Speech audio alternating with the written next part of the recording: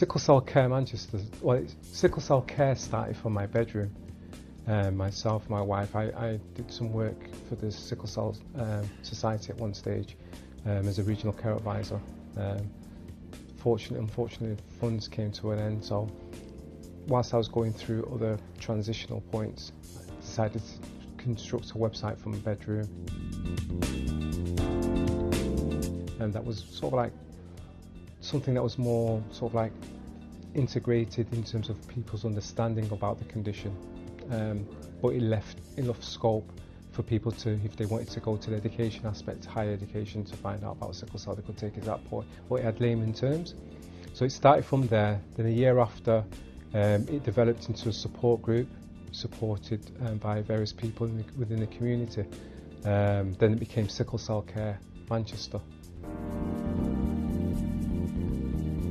It's developed, it's progressed, it's started to impact and reach the needs of our community, in the sense whereby we have the Sickle Cell and Thalassemia Centre, which is based within the community. However, a lot of that work is expunged into the NHS system. It doesn't really have that community feel. So we felt, as individuals living with the condition and people affected by it, that there's something that needed to be continuously in the community to keep that voice and to really profile the needs of the individuals.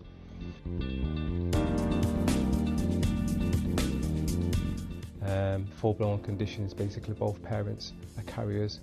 A child actually has the condition given from the genes from both parents, given the S gene, and that child ends up having a full-blown condition.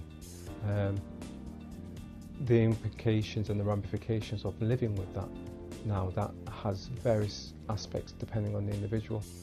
But you can have individuals who are anemic, although not everyone who has sickle cell is anemic. People who are burdened with pain throughout their body, various areas. You can have organ failure. You can, and even lead to the aspects where it crescendos to people actually die from the condition. So in between that is from pain that can last for a few days, a few hours, to a few weeks.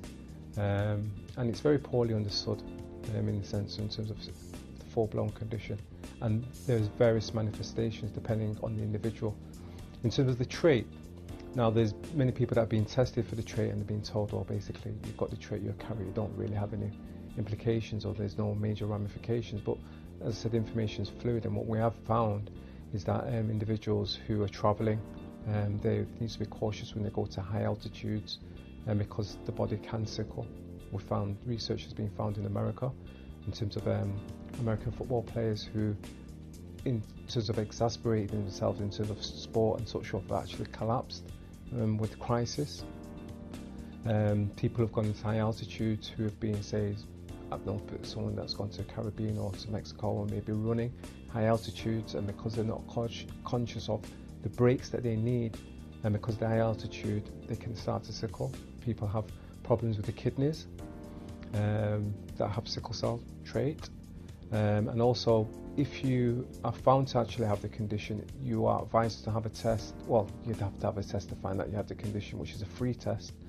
And basically what you'd find then is that if you were to have an operation, that anaesthetist would have to be told that you'd have to have the adjustment in terms of oxygen whilst going through that operation, because if that's not addressed, there could be a fatality at the worst case scenario.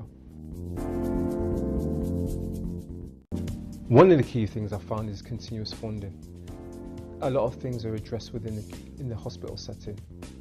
You know, take medication and such forth, and think that, you know, that's going to be the solving of the issue. But a lot of things that are really missed is basically like community support.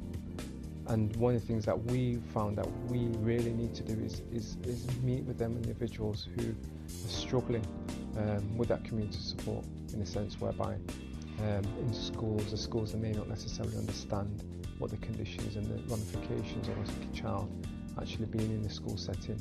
Sometimes they can be considered as being lazy, a bit laid back in the sense of their learning and such forth, but that's not the case. We have high achievers with people who've got sickle cell, but because they're not monitored and not addressed and their needs are not met, in that capacity, in that environment. We find them challenges in also in the employment aspect. Employers, when a child is in hospital, the parent has to obviously address that issue, and time off work.